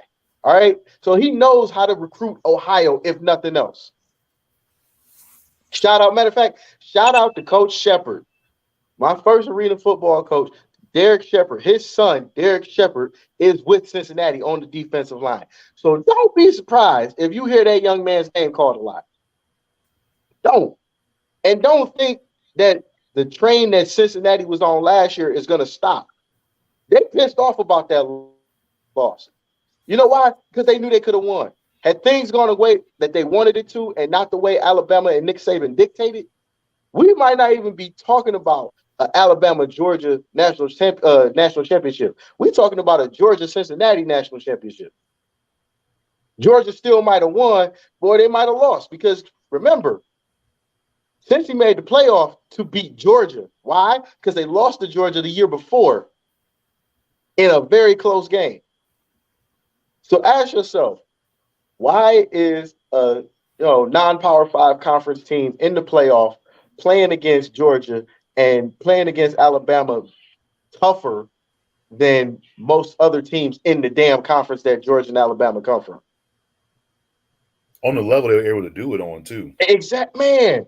I thought it was the biggest just difference. No, because the thing is, like, you figure, looking at that, I know a lot of fans out there would probably watch those games and go, okay, well, the caliber of the team might not be on the same level that they played against or whatever else, but those stats, I don't care if you play against a high caliber team, low caliber team, whatever. Anytime you're throwing up big numbers, that's not by chance. You still had to earn those numbers. You know what I mean? And the thing is, they were doing it week after week after week after week and made it look easy. And even when they had competition, the numbers weren't the same, but the effort was still there. And the rate at which they made the other team work for those scores is something to be talked about. They made Alabama work for them points. That wasn't easy points. Yeah. And it wasn't a blowout by any means either. They weren't up by like 30 or 40 points on these boys. Yeah, they had to score those points by quarter, not by quarter. It wasn't like, we're up, 19-3 at the half. Like, they had to earn them points. And people don't understand. Like, true football fans understand that, but people just watching, y'all don't understand that because y'all think Alabama is the end-all, be-all of college football, and y'all don't realize how many people are sick of Alabama shit. Moving on. I picked this one, the next one, because essentially this is the Urban Meyer Bowl. Why am I calling this the Urban Meyer Bowl? Because it's Utah and Florida. Man. Why is it the Urban Meyer Bowl? Because Urban Meyer coached both teams. Urban Meyer won I will use the College Football Association term. Utah got an unclaimed national championship with Urban Meyer and Alex Smith back in 2003. Urban Meyer won a claimed national championship in the BCS era with Florida, I believe twice. So with that being said, it's another Pac-12 SEC game where, honestly, this is the Pac-12 team I'm picking to have a good showing. And maybe even end up in the Pac-12 championship where they should have been the last 2 years. True. So, me being one-sided, I'm going with Utah on this one because I honestly believe Utah is physical enough. They can match Florida's speed, and nobody's afraid of Florida anymore. No, they're not. And, they pretty much got dismantled, last season, whether it was on the field, whether it was, in the offices with the coaching staff, like top to bottom, that whole program got ripped up last season. So, we don't even know what they're going to look like, to be honest. Yeah. I really don't know what they're going to look like. So, Utah definitely has an advantage, especially coming out first game. Yeah. I mean, if it was like a later game in the season, I feel like it'd be a little bit closer than that. But I wouldn't even say that. I wouldn't even say that because you don't know what kind of Florida team you're going to get. That's true. And that's the problem. That right there is the problem. 1 week, they fucking beat Alabama or they're close to beating Alabama. The next week, get dog walked by Georgia. You cannot have that. You're trying to build a program back to prestige, back to national championship status. You can't have them kind of issues. You can't, especially in that area. Oh, yeah, let's give Florida State and let's give Miami. And now Florida International, Florida Atlantic, UCF, South Florida. Let's give these guys some more ammo to steal our kids. No, I don't do that. Don't do that. Don't do that. But again, it's an early game. We'll see. But I'm leaning towards Utah heavy. Another one, even though they already play, they already have been a game under their belt. Western Kentucky will have to go to the island to play Hawaii, and what will be Timmy Chang's home debut as a head coach. Now, we all know Western Kentucky's a great team, and Hawaii is trying to build up back to greatness. And I think this was a great start by hiring Timmy Chang, who at one point in time was in the NCAA all-time leading passer. So I'm hoping, and I'm truly saying this out of the bottom of my heart, I'm hoping that Hawaii goes into this game 1-0 because they're going to have a tough time against Western Kentucky. And if they have any advantage, it's the time change and it's the heat. So if Hawaii can use those two to their advantage, I'm going with Hawaii. If Western Kentucky can adjust, and we all know it's going to be Western Kentucky's game to steal. Mm-hmm. What do you say? No, I'll say the same thing. I mean, Western Kentucky is one you always got to watch out for. There's been some inconsistencies here and there, but not like on the level of Florida. Right. So that's the biggest difference. I mean, they do some decent recruiting. Those guys have definitely shown they can play, with some of the bigger teams or whatever. So, I'm looking forward to that. I think it'll be an exciting matchup as well. I think that there's a lot of people probably underestimating Timmy Chang and his ability to coach because they haven't seen it, yet, especially with his former team. Mm-hmm. So, there's a lot to, I guess, expect from this game to kind of see how it goes. It can go either way or whatever. Or, like you said, he may be the guy that could bring back that glory to, the program for the Warriors. So, and I want to throw this out there because nobody thinks about this, and I'm pretty sure outside of me, you, and maybe two other people on Earth, nobody remembers when Hawaii got a win over Alabama. So think about that. And who was quarterback around that time that they got a win over Alabama? Timmy Chang. Dang. So people that are watching and you come across this game at 10:30 at night, keep that in mind. The same head coach that's coaching that team now got a win over Alabama, a Nick Saban Alabama. Because if I'm not mistaken, Alabama had to go to Hawaii. Yep. And Hawaii got a win over Alabama. All right. Moving on from that game, a rematch from long Bernie Mac, long time ago. Florida State and LSU go at it. And this game is going to be in Death Valley. It's a Sunday game. It's a Sunday night game. Nice. On ABC in the Superdome. We all know, Florida State does well in the dome as well as outside, but they have not done well as a team overall. So what do you see from Florida? What do you need to see from Florida State to make you believe that they are trying to jump back into the ACC picture?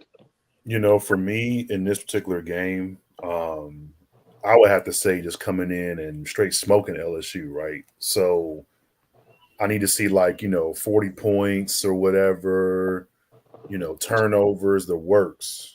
I mean, the thing is LSU, you never know what kind of team you go get either. You know what I'm saying? Yeah. They may come out guns a-blazing and look like, that Orgeron team, right? Or they might come out and get spanked on by a team you wouldn't even expect to even stand a chance on the same field with. You know what I mean? So it's almost like, okay, where do we go with this one? It could go either way as well, too. But I feel like it needs to be something definitely, real dominant like that to make a statement that first game and to be like, okay, yeah, we here, we back. A lot of naysayers is out there. Let's show them what we can do and kind of go from there. That's what I have to see on my end. It can't be, something real close where they barely scoring 13 and, trying to figure out what to do. That's not going to be enough for me. Not in this game. Honestly, I need to see defense. The reason I need to see defense is because anytime Florida State has had a great defense, they've won the ACC. True. You look at the last national championship back in 2013 with Jameis Winston. They had a top 10 defense, not just a top 15, top 25 offense. They had a top 10 defense. And we all know, looking at the body of work, Florida State has always had defense. Go back to Derek Brooks. Go back to just games against the Hurricanes where both teams come in ranked, highly ranked, and what the Hurricanes thought was going to be an easy game turns into a dogfight. You know, Ron Simmons for those that want to go back that far. You know, you gotta have that that defense has to be there. If that defense isn't there against an unpredictable LSU team, just don't even worry about the rest of the season, in my opinion. For sure. And the last game on our list, Lee, you're gonna like this one. It's an old-time rivalry and a renewed rivalry that goes back, I'll say 80 years, give or take. Ohio State will be hosting Notre Dame in the Horseshoe. And honestly, I think this is the biggest game of, week one, true week one. Prime time? Yes, it's prime time on ABC. It's a 7:30 kickoff. We all know traditionally Ohio State does not do well at home at night.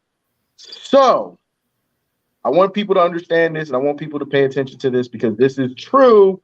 This is facts. This is all stuff you can look up. Yes, Marcus Freeman, new head coach at Notre Dame, is a Buckeye. But historically, Ohio State has not lost to Notre Dame since 1936. Have to keep that in mind. So that means Ohio State has a 4-2 record in 6 games against Notre Dame. The last 2 games, Ohio State swept a home and home at Notre Dame and at home again at home in the Horseshoe in 95 and 96. Just keep that in mind. I'm telling you that for a reason. Also, 2007, 2006? Yeah. 2000, one of those two. Ohio State pounded Notre Dame in the Fiesta Bowl. So not only do Ohio State know how to play Notre Dame at home and on the road, they know how to play them in bowl games. This is going to be interesting. Like I said, Marcus Freeman, former Buckeye, he knows the tradition at Ohio State. He knows the Buckeyes very well. But the question I have, and the question I'm going to present to you, Lee, and you, Ronnie, is does Notre Dame have enough to actually pull out the upset? Because this is a big early matchup. You don't see this game happen often. The last time this game happened, it was 26 years ago, literally. 1996 was the last home-and-home regular season matchup for Ohio State and Notre Dame. So do the Irish have enough to pull off the upset? I'm going to say no. And the reason for that is I thought coming in it'll be a little bit better of a matchup, but right now, them losing Avery Davis with a torn ACL doesn't help. I feel like they don't really have the depth at wide receiver to move the ball like that. It'll be interesting to see what they do, on the ground or how they're going to make that adjustment this early in the season. But that was definitely their go-to guy, their number one target. So it'll be interesting to see what they do to adjust. But I feel like with him going down, that definitely changed the dynamic of what they can do offensively against OSU. If not for that, I would say I would like this game a little bit better. The fact that they're both playing each other, these two schools, definitely, makes it primetime worthy. And also note for those of you trying to go to it, it is the most expensive game in college football that week. Those tickets are about $300 a piece. So good luck in getting, a ticket because everybody else is charging you maybe $50 or under, even for the Georgia-Oregon game. Just saying. So $300 if you got it, go ahead and see them play. But I don't think the match is going to be that great only for that reason. The schools itself, the names, all of that, it's there. Great, but I see OSU getting this win easily. Really? Yeah. Lee, what about you? Expensive as hell, too. Saying that again. Yep. Yeah, Lee, what about you? You're a Buckeyes fan. Yeah, I mean, and I agree with everything that Ronnie just said, but the one thing that I will kind of just throw in there is, Notre Dame's head coach may be a former Buckeye, but he's not a former Ryan Day Buckeye. Very true. There it is. True. Yes, sir. Very true. You know what? I didn't even think to throw that out there, but that is very true. Very good take. Wow. I'll also throw this out there because this is also important. There has to be a sense of urgency with Notre Dame if they're going to win this game or if they're going to try to win this game. Like they've started off the last couple of seasons, they've started off really, really slow. Yeah. And you cannot start off against CJ Stroud and that running game slow. Because if you do, you're going to be playing from behind the rest of the game. Mm-hmm. That was the only thing that helped out Oregon. Oregon matched the intensity from the word go. If Oregon didn't match that intensity, you're chasing CJ Stroud. You're not even chasing CJ Stroud. You're trying to put your hands up to knock down CJ Stroud passes, and you don't even realize he's already got rid of the ball. Yep. And I think the other thing is, though, too, this is the first game of the season. It's a game that Ohio State doesn't play very often. But like you said, historically, Ohio State rules that ass when it comes to the Fighting Irish. And they do. And you don't hear that often outside of a team called Michigan. You don't. Or Georgia, yeah. And the crazy part about this is a rivalry that don't even happen often. Nope. It's literally 20 years, or actually, I take that back. Ohio State and Notre Dame didn't play for 60 years before 1995.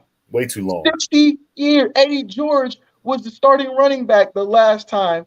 Eddie George and Pepe Pearson were the starting running backs the last time Ohio State and Notre Dame played in a regular season game. Before that, it was 60 years ago. So 1936 to 1995, 60 years. So, I mean, is it really a rivalry then? Honestly, I'll say yes. And here's why I'm saying it. This game is fucking huge. This was the game of the century in 1936. That should show you how big this game was. Notre Dame ended up winning, I believe they ended up winning 13-6 or something like that. Fast forward to 1995. Eddie George is primed to win the Heisman Trophy, or he's a Heisman Trophy candidate. He ends up winning it anyway. Heisman Trophy candidate. Lou Holtz, legendary coach. Ron Polis, legendary Notre Dame quarterback. Mm-hmm. Then you look on the Buckeye side. You got Eddie George. You got David Boston. You got Terry Glenn, Joe Germain, Stanley Jackson. You got a lot of big names in this game. And I'll even throw out John Cooper. So it's John Cooper versus Lou Holtz. But we all know Lou Holtz rules his ass in as far as games go. But it's still sold out Notre Dame Stadium, sold out Horseshoe the year after. And Ohio State pounds them in both games. Mm-hmm. Because everybody thinks Notre Dame is just that team. They haven't been that team since '88. They hadn't won the national championship since then. So think about that, folks. And now they get revenge, or they're looking for revenge in the Fiesta Bowl. Brady Quinn's playing. Justin Hawk's playing. Mm-hmm. The backstory behind that is along the lines of British Bulldog Bret Hart, where AJ Hawk's marrying Brady Quinn's sister, and she's in the crowd with a split jersey. You know, there's a big story to tell from these games. For sure. And there's a big story to tell going into this year's game. It's historic. Ohio State don't play at night. That's the first part. They don't. It's either 12 or 3:30. Them the only two you get out of Ohio State. Notre Dame is Notre Dame, the most known college football program in all of college football. And that's what I was about to say. I'm like, it's just the rivalry, A, because it's Notre Dame. And like you said, they're pretty much one of the most well-known colleges out there. And B, I mean, Ohio State has been elite for quite some time. Decades. And here's another thing. Throw this out there. Ohio State and Notre Dame would have been traditional rivals had it not been for a common enemy. That school up north. Ohio State voted back in the 40s to get, actually, I'll take that back. Ohio State voted for Notre Dame to be in the Big Ten back in the 30s. If it wasn't for Michigan vehemently being adamant about not letting Notre Dame in, Notre Dame is not an independent. Notre Dame is a regional, not only regional, but a traditional rivalry already. Mm-hmm. So thanks, Michigan. We don't get to see Notre Dame often, you assholes. Yeah. And then meanwhile, also Michigan and Notre Dame are playing were playing every other year. Yeah. So another reason for everybody to hate again. Very much so. Very much so. I like that beat, man. I like that beat. I like it. And you know what else too? With this game, another reason on top of all of that that'll have a lot of viewership is that's another week that the NFL doesn't play. Mm-hmm. Because that's the week they take off before they start the regular season. On September 11th. Yep. So there you go. You know, plenty of college football for people looking for just a football game to watch, right? A game to bet on as well. Yeah, and that's the best night game that's being presented that day anyway.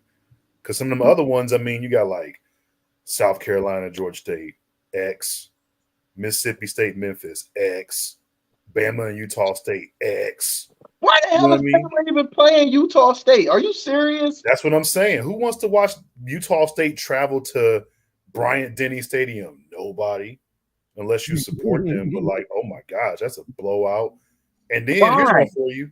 Only thing I would say at that time frame, right, that late, is if you want to, you know, go ahead and give some support to the HBCUs on ESPN, right? So Gramblin's playing Arkansas State. Okay, that's cool. I'll take that game. Honestly, yeah, I'll take that. Stuff like that. You're like, okay, I'll check. I'll flip back and forth. You know what I mean? Like, I'm gonna do that, right? But I'm not gonna sit there and watch Utah State get blew out. God, no, absolutely and beat on by Alabama. Absolutely not, right? It's like, why would you want to put yourself through that, right? I mean, there's plenty of games going on, but as far as like nationally televised, outside of cable, and worth watching on ABC. There you go. Anybody can watch it. There it is. Like, seriously? Like, why are you? USC is playing Rice. Come on, man. That's what I'm saying. It's like, don't even give yourself don't even hemorrhage over it. It ain't even worth it. You know? I'm hemorrhaging over it because, like, you cry about recruitment. If you're Nick Saban, you crying about recruitment. You pretty much threw Coach Prime under the bus. Yep. Who doesn't even have the staying. Now he has the staying power, but he has no recruitment power over you and where you recruit. Not yet. Not yet. Because he's working on it. But you are scheduling teams nobody wants to see. You can't sell out your first home game because you're playing fucking Utah State. Why? Right. And I'm looking at Ohio State's schedule right now. I'm not even mad at Ohio State's schedule because at least they're trying. They put Notre Dame on the schedule. Then after that, you got 2 cupcakes, which I expect. But truth be told, Arkansas State really ain't a cupcake because Arkansas State can hold their own. For sure. And then you got Toledo after that, which is actually a cupcake because you haven't lost to Toledo in over 100 years. So, you know, sorry to your former alma mater, but yeah. But you know what? My thing too about this is like with regards to those matchups, to put Notre Dame out there, beginning of the season, it's definitely a good look.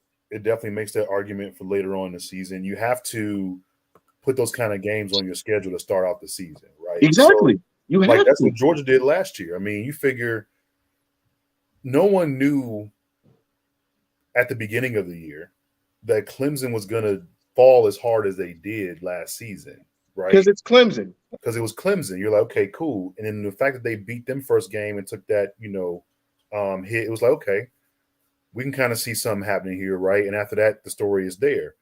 But you have to do that. You have to take that risk at the beginning and say, you know what? If we win this game, it proves a point, right? Yeah. So go ahead and go for it. But and for those watching, because I want to throw this out there too, for those watching, since Ronnie mentioned Clemson, understand Clemson's dominance over the ACC has not just started. All right. Yeah. It ain't just started. Clemson was running the ACC before a team called Florida State even joined. Like, keep that in mind. Clemson is the team that got Woody Hayes fired. Yeah. All right. So don't just think Clemson's just now doing this. Clemson literally was that team back in the late 80s, early 90s, up until a young Florida State team came into the ACC and started beating the shit out of everybody. And for them to fall off the way that they did last year, it was surprising. Mm-hmm. Because everybody thought Georgia was going to get handled. And here they are handling the defending national champ or defending, a national contender. So don't just think, because it's Notre Dame, because it's Ohio State, that Ohio State they're going to get beat. Ohio State might not get beat. Notre Dame might not get beat, but it's worth watching. Definitely. It's worth when it comes to the playoff, it's worth the talk. Mm-hmm. Because remember, there was a game that helped Cincinnati get in. What game was that? It was Notre Dame. Notre Dame. Yep. See? Because not a lot of teams from a non-Power 5 conference go into Notre Dame and beat the shit out of Notre Dame. At their stadium. There At you go. Notre Dame Stadium with touchdown Jesus in the background. That was supposed to be a trap game. It was supposed to be. So that right there speaks volumes, man, alone. So definitely mark this one. Yeah, and be sure to watch it. Yeah, for sure. That's going to be a great game. And, like you guys said, no NFL that week. It's on local television. It's a huge... local national television, because ABC ain't regional. For sure. The only thing I think, truthfully, in my personal opinion and in my heart, the only thing missing from this game is Keith Jackson. If Keith Jackson was still alive to commentate this game, I think he'd be there, honestly. Yeah. Definitely. Well, what I meant by local was over the air. Like, you don't need cable to try to watch it. Yeah, but like, think about, matter of fact, the last time Ohio State played Notre Dame, Keith Jackson was actually commentating. Yeah. So that's the only thing that's missing. So, not to change subjects here, but I just got the injury report for the Steelers. Oh, Jesus. What happened? So, Tyson Alua is out. Najee Harris is out. Out, or is he just not playing tonight? According to the depth chart for the game, they are all listed in red, which is accounting for injuries. Fuck. So Najee Harris, Benny Snell, Monteo Durant, Derek Watt, Chase Claypool, Kevin Dotson, Montravius Adams, Alex Highsmith, Marcus Allen, Jannard Avery, Miles Kilbrew. Who left on the depth chart? Shit. Anthony McFarland is going to be the starting running back. And he's getting a start over Master T. Yep. I'm not really pressed about Snell not starting, but Harris kind of makes me nervous. I need to know if he's good to go by week one. According to Steelers Depot, Najee Harris has a foot injury. Monteo Durant's injury is not disclosed. Tyson Alua is a knee. Zach Gentry is not disclosed. Derek Watt is a shoulder. Kevin Dotson is an ankle. Marcus Allen is a hamstring. Come on, man. What the fuck is going on in training camp? Chase Claypool is undisclosed. Alex Highsmith is ribs. We know what week 1 gonna look like. Jannard Avery is a groin. Montravius Adam is an ankle. And those are all the ones that were disclosed. When they asked Tomlin about it, he's not gonna say nothing. Well, they asked if he had ruled out any players for Saturday night due to injury, and he said, not at this point. I'm always going to have an inclusive mentality. Obviously, if someone has missed a significant amount of practice, I probably won't play them because I'm setting them up for failure. But at this point, all of those that are working in some capacity, I'm having an inclusive mentality. Gotcha. Yeah. So basically, it sounds like he got a plan behind this. Yeah, I mean, it's unfortunate for sure. I mean, you figure who's the backup with Benny Snell or something like that. But I'm not worried about him playing. Well, yeah, not him, but like I think what it does too is it does give someone like what's his name, Jaylen Warren, a chance. Jaylen Warren is second on the depth chart. Okay, yeah, so I feel like that gives him a chance to do something. Like I said, Teague was brought in there too. We'll probably end up seeing him Master a lot Teague more as well. So it gives the guys more time to get some reps in, stuff like that. And you have to see how it goes with Harris, really. I mean, it's something that is better happening now than, I guess, later in the year. Yeah, true. That. But, the I guess the good news is that they gave him some depth, right? Because the issue before was, how much depth did you have? Harris, nothing. Back him up. There was nothing. Not really, not impressive stuff. You know what I'm saying? Yeah, I give you that. I mean, Snell long term? No. God. Hell no. No. Hell, right? So hell no. So it's like the fuck were you talking? Because I was sitting there like, don't let that man go down for the year. Yeah. Do not let Harris go down, bro. The quarterback depth chart is the quarterback depth chart is what has me a little worried because you got your starter is Mitch Trubisky, and he said that all starters will play one quarter. But then second on the depth chart is Rudolph. Did you just beat Mason Rudolph? Bleep for the M, man. It's strong, man. The bleep for the M. Yo, wow. That's funny, man. So they're up, and then they have these guys both listed as third string, and that's Kenny Pickett and Chris Oladokun. So I mean give them the most reps towards the end of the game. So the only problem is since we're talking about the NFL, a couple of updates. The Chiefs are actually losing to the Bears 19-14 in the fourth. It's off 6-0. Wow. 5:58 left in the game. And then the Panthers are up over the Commanders 20-13 with 4:29 left in the fourth. Who started that game? Who started which game? The Panthers game. Passing. The passing leader is Walker. Walker has 10 of 19, 136 yards. I will check the stat line. Let me check the stat line on that. Let me move my phone a little bit. That would be really interesting if Darnold or Mayfield didn't start that game, considering the fact that the coach is making the decision about the starting position next week. Well, they did say Mayfield will get the nod for the game. Well, let me of course at least for this game, not for the start for the season. But of course my computer takes a shit. What I will say in the meantime is, for those that will be watching the Pittsburgh game, I guess the most important thing to kind of take a look at would be, of course, how they look defensively, right? We all want to see what that looks like for this season. And then also the chemistry between Pickens and Trubisky is very interesting as well, too. Because you figure with that pickup, they already had Pickens moved up to like number 2 on the depth chart, where we're saying that he would probably end up being the number 2 behind Claypool. So, seeing him work to that, especially him being a rookie or whatever, like I've already seen what he can do being a Georgia fan, so I already know about it. But then as far as everybody else, I think that's what you may want to pay attention to tonight, especially with, Harris being out and other guys would have been mentioned. So pay attention to that for sure.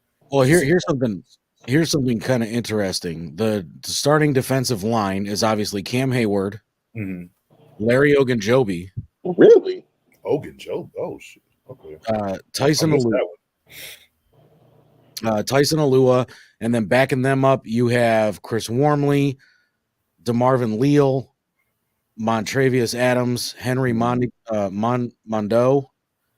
Khalil Davis, Carlo Davis, Donovan Jeter, Isaiah Loudermilk, and Doug Costin. Some of those names I've never even heard of. So, Mayfield, according to this, let's take a look. PJ Walker's leading the game with passing. So, if my computer stopped acting retarded, I don't think Baker or Darnold got the nod for this game, and if they did, they were on a short leash. Yeah. So, as you can hear my kids in the background, leave a message. Yeah, my computer's taking a shit, this slow ass thing. But it says nothing about Baker's stats statistically, so we will have to check on that later. Yeah. But PJ Walker is looking good. Like he looked like Dobbs did last night. Well, for inside linebacker, Miles Jack is getting the nod as the starter. And we expected that. We expected that. Remember, we talked about that on Renegades. Yeah, on Renegades, and I was okay with that. I was okay because he has the experience. Yeah. And it's a hole that's needed. Like it's not like we have Ryan Shazier anymore. And I hate to say it like that, but you have to have a serviceable linebacker playing for the Steelers. Yeah. Like you can't just, I don't care if he can't cover, but can he stop the run? We can figure that. We can figure the pass out. If he can stop the run, great. And Miles Jack, he's serviceable at stopping the run. Yeah. So for the outside linebacker, unfortunately, the starter was supposed to be Alex Highsmith. So backing him up is Derek Tuskuzga and Delonte Scott. Ooh. And then we have the other inside linebackers, Devin Bush and Spillane. Outside linebacker is TJ. And yeah. So, I mean, our defensive, they're saying that the defense has been dominant in training camp. So I guess we'll see how they do tomorrow night tonight. Let's look at reality here. In training camp, defense is always ahead of offense. So that's kind of not fair to say. Plus, I mean, how many different pieces do we have on the offense this year? I mean, they're working with 200. Right. But I mean, they're working with a brand new quarterback in Trubisky and Pickett. And of course, Mason Rudolph is going to look great in training camp because he's been there for damn near a decade. Okay. Let me ask at this. Darnold did throw an 8-yard pass to Higgins. Statistically, I'm trying to find the rest of the box score, but as of right now in the first quarter, Darnold hit Higgins for a 8-yard touchdown pass. So Rudolph Baker didn't even get the nod at all then, huh? Probably not. Yeah. Let me ask you all this, because I wasn't really following it, but I just noticed that. So you were talking about the linebackers for Pittsburgh, right? Why did they release Showbird? That's a great question. You said what, Lee?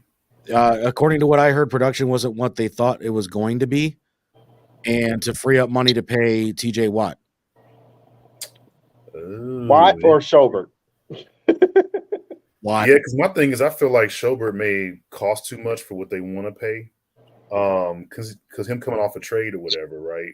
And then, I mean, he started 15 games in 2021 and had 112 tackles. I mean, okay, I got the box. I'm just like, I got the box scores. So for those who are watching who are Baker fans, PJ Walker leads the pack in the quarterback's room, 10 of 19, 136 yards, 7.2 average. He was sacked twice. His rating was 75. Baker was 4 of 7 for 45 yards. He was a 6.4 average, no sacks, 75 rating. Sam Darnold, 2 of 3, 16 yards, 5.3 average, 1 touchdown, 119 rating. And at the bottom of this was lowly Matt Corral, 1 of 6, 11 yards, 1.8 average, sacked once, and his rating is laughable. So it sounds like Darnold was only in there for 3 plays. Maybe, if that. Yeah. Yeah. Darnold and Baker maybe got a series. Yeah. Yeah, I will say, like, I'm not too surprised how well, PJ Walker's doing. I mean, we saw what he could do, especially with when he's in the XFL. Mm-hmm. You know what I'm saying? Like, he balled his ass off, really. I mean, he was their passing yards leader and touchdowns leader. Mm-hmm. You know what I'm saying? 2020. Like, we saw this coming, man. It's one of the things where, like, yeah, I don't expect him to, like, take him to a Super Bowl or something like that. But he can win games. He can win games for sure. Like, they're lucky to have him right now, especially with their quarterback situation. So, it's cool to see, man. That's all I'm saying. Well, here's my question. I mean, they gave up what they gave up to get Mayfield, which wasn't a lot. Right. But you still have Sam Darnold on the roster. If Baker does get the starting nod, what do you do with Sam Darnold? You put him on the third. Actually, I take that back. I hate to say this like this because PJ has been a very good quarterback, but you put PJ at third, you put Sam at second. If Baker goes down, you put Sam in, and if Sam stinks up the joint, you fucking get rid of him because he's had enough time. Ample amount of chances. Yeah, even with the Jets, like, you could have been productive with the Jets. Even if they fucking stink, you still could have been productive.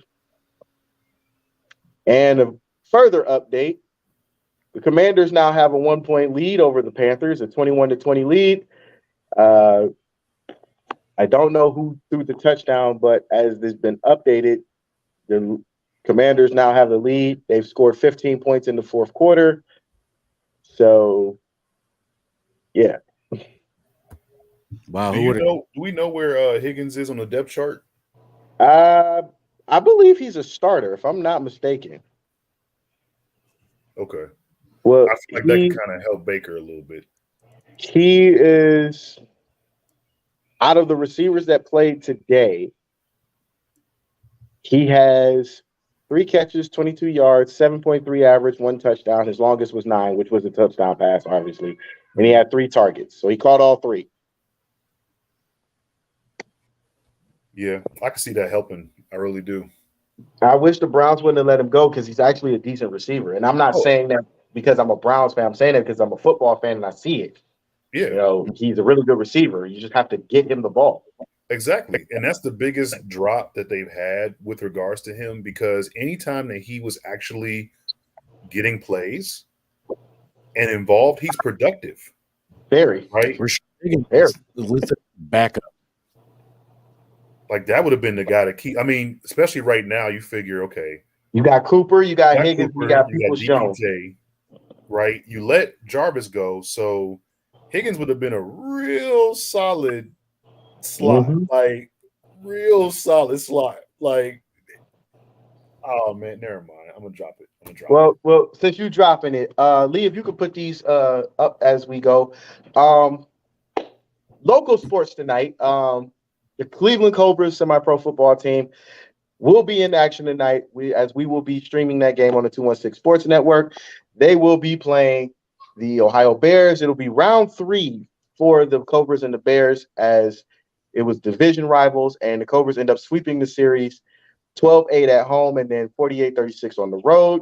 So this will be round 3. As we all know, very hard to beat a team 3 times in the same season. So this game will be broadcasted on our network. You can find it on our YouTube channel. And for those who are going to watch, it will be a special game because this game will be broadcasted from historic Lakewood Stadium. So throw that out there. If you want to see some local action, go check those guys out. The Tri-Point Football League, also the playoffs start tonight for them. You got the Gladiators and the Seminoles. You have the Steel City Kings. Shout out to Ray Murrow because he's still playing at 50. I've known Ray over 20 years. That man is still playing and kicking. And then to cap off the night, you got the Pittsburgh Saints and the Steel Valley Truth. So a lot of great action tonight wherever you are. If you're here in Ohio, down in Canton, go check out the Gladiators. If you're here in Cleveland, go to Lakewood High School and check out the Cobras. If you in Pennsylvania, you on your own. Also, within the next couple of weeks, August 26th, which is the Friday night, Extreme Fight World will be hosting their very first event, Dojo Wars. You can see some local talent. J-Rock Daddy will be in action. The OG grappler KJE, D.L. Salvador, Sebastian LaShawn, the fresh out of high school phenomenon RJ Jonesy, and many others. The Vanilla Gorilla, Nick Brashear will be in action as well. So go check that out. Tickets are still available, but not a lot. And to throw this out there, if you go on the Extreme Fight World website, select the wrestler Dice Game. Help that man out as he will be part of the show. Select his name as a wrestler so he can get credit. Help these support local indie wrestling. Just go check out the show. These guys are great people to be around, great people to see. You're going to have a lot of fun. There is an open bar and there is food there, so you can have a drink and get something to eat while you're there watching the action. All right, you sold me. Open bar, you sold me. And while we're on the subject of sold, we like to thank our sponsors for tonight's show. Smith's Drain Services, LLC. Whatever you need done, main sewer line, bathtub, laundry, septic tanks, kitchen sinks, floors, and more. They're family owned and operated. Call them if you got any problems with your drain at 440-242-8704. Also, Dynatech. As I'm told, we'll be doing a show from Dynatech, correct? In the next couple of weeks? Yeah, September 3rd, 9 a.m. to noon. There's going to be several shows broadcasting live from Dynatech. And, there's a lot of incentive for people that are going to be watching that show as well. It's going to be a huge deal for Redline Radio to be there. They specifically requested us to come there and do a live remote. That's what's up. And the last one is All Access Realty. If you're looking for a house or just want to get the fuck up out of wherever you at right now, that's just me saying it. Call Frank Sobochan at 440-391-7430. They service everybody in the county, in the country, and in the community. So get over there if you're trying to look for somewhere decent to live, or you just really want to be in a better neighborhood than you are. Call Frank and get out of the hood ASAP. He also does commercial realty too. So if your business is growing and you need a bigger building, Frank can help you with that. He's a former veteran, loves working with veterans. If you know a veteran that's looking for a place to live as well. I was just about to say, if you're a veteran, go see Frank, man. Just go see Frank, get taken care of, because, a lot of veterans have the benefits, have the means, but they get left out. And that's really sad. Like, too many of our vets don't even get taken care of, and that shit's sad. Yeah. No, definitely. Dude, can I just say this? I know you've been on Renegades already this season, but having you guys back feels good. It feels good to be back, man. It feels good to be back. Thank you for the love, man. I appreciate it. Finally, somebody appreciates us. don't Dave, if you're watching, don't you even say it. Don't you even say it. No, every time I'm looking for help, Dave asks one question that ain't even popped up in my head yet. When are you leaving Redline? Like, we're not. Dude, that was the thing that bugged me.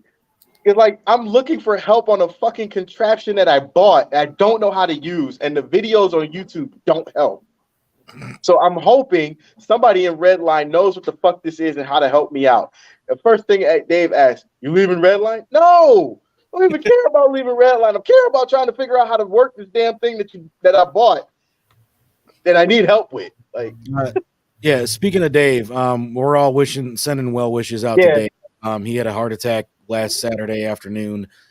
It was a minor heart attack, thank God, but obviously the road to recovery on those things, no matter how minor it is, it's always tough. Yeah, So Dave, we love you, man. Just stop messing with them strippers and trying them funny positions. We done told you, man.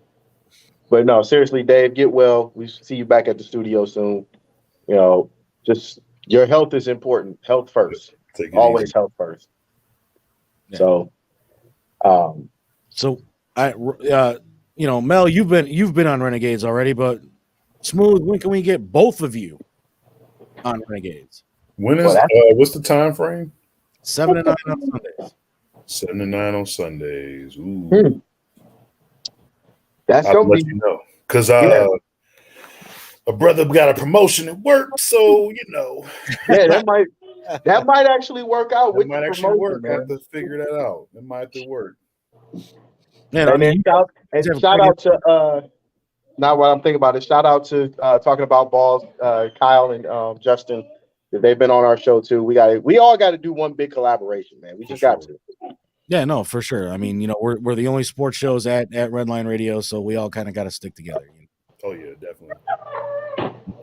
But let's hope the Steelers do well tonight against that decimated Seattle team. They lost pretty much everything. Oh, they don't even have Russell no more. He in Denver skiing. Yep. You hear my son, so that'll do it for 4th and 15 as we are back.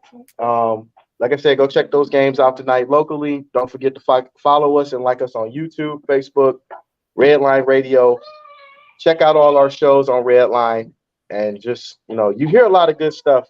It's one of the few radio stations where you don't have to worry about hearing some bullshit. Absolutely not. I'm just going to mention the ones that I have off the top of my head. I'm updating the schedule because we just got a bunch of new shows. So premiering tonight, 10 to midnight TMI with Brandon X. So don't miss that. 10 to midnight tonight. Here Brandon X. That wouldn't happen to be Brandon Xavier, would it? I can either confirm or deny. Oh, boy. But no, it's not. Yes, we got that one premiering tonight. Tomorrow, we got Professional Unprofessionals with Kevin Kwan from 5 to 7, and then immediately following that, Steel City Renegades breaking down week 1 of the preseason with the Pittsburgh Steelers. Also, news from around the league, and of course, Angels back, so you'll probably get some Eagles news as well, as it looks like Hurts actually lit it up yesterday during their preseason game. Wait, who? Jalen Hurts. When? Yeah, he went 6 for 6, man. All right, bull. Boo. 6 for 6, boo. And then Monday night, Just Therapy with comedian Sean Boyd. Tuesday, we got Tim Buck Tuesdays. And then over on our 24-hour radio station at redlineradiolLC.com, you got Gary Winter spinning all the hits from the 50s, 60s, 70s. And then immediately following that, you've got Broad Street South with Angel and Fuji breaking down all your Philly news from 8 to 9. Also at 8 o'clock from Roanoke, Virginia, Crossing the Mic returns, and they will be giving you all of their craziness from 8 to 10 p.m. as well. Wednesdays are kind of wide open right now, but we do, I believe Kyle and Justin are talking about balls again this week to break down the Browns preseason game as well from 8 to 10 p.m. Or actually, I'm sorry, 7 to 9 p.m. and their new time slot. Nice. And also She Vibes, 7 to 8 p.m. as well Wednesday night. One of our new shows. That show was actually really good Wednesday. I sat in on it. Thursday, Vegas show from 7 to 8. Hey, man, I'm not going to lie to you. I think we need to replace Lex with Dick back.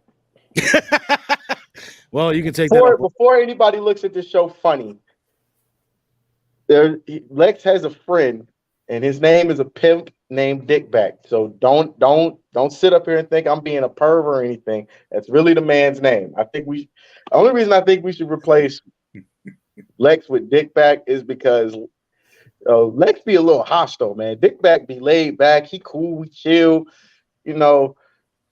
I saw the interaction he had with one of his girls. He didn't smack her or nothing. He just said, "You was a little light, baby." Like, sorry, I had to go eat. He's like, I understand. Hey, I mean, you can take that up with Mr. AKA himself, but I don't want to be there when it happens because the second you say replace yourself with Dick back, all you're gonna hear is. So, that's why I'm saying it now, so you can't go from an undisclosed location. But after you hear the record scratch, you're gonna hear. Nah. So. All right, one more final update. The Panthers come back and win. They beat the Commanders 23-21 on a late field goal, so there's that. All right, well then following Lex Vegas, you got Broad Street South, the Thursday edition, Angel and Fuji 8-9. 9-10, you got Club Pizzle, Don P. He'll obviously be breaking down the Browns game as well. And then over on Redline Radio LLC.com, you got Money's Crazy Soundtrack. Yes, it will be actually Thursday this week. I figured out what the problem was with radio.co, so we will be live Thursday night. Nice. Friday, you got The Grapevine 6-8, and then immediately following that, you got Money's Crazy Mind 8-10. This week, we are going to be talking all about why does the alt-right sound like a cult, and are some of their recruiting practices cult-like in nature? Well, that should be good. Interesting. Saturday, obviously, Mel and Smooth are back, so they'll be 2 to 4. And then we got Cocktails and Comedy with Jen, 8:30 to 9:30. And then, of course, TMI, 10 to midnight. I think that's the whole schedule. I think I got the whole thing memorized. That's a lot, man. That's more than some radio stations. Some real commercial radio stations. You got a lot of stuff you can listen to, whether you old school, new school, or just want to hear somebody debate about bullshit. We got it all. Absolutely. All right, guys. It's been fun. I got to go run over to Studio 1. All right. Well, you heard that, man. So for 4th and 15, I'm Mel. That's Smooth. Peace.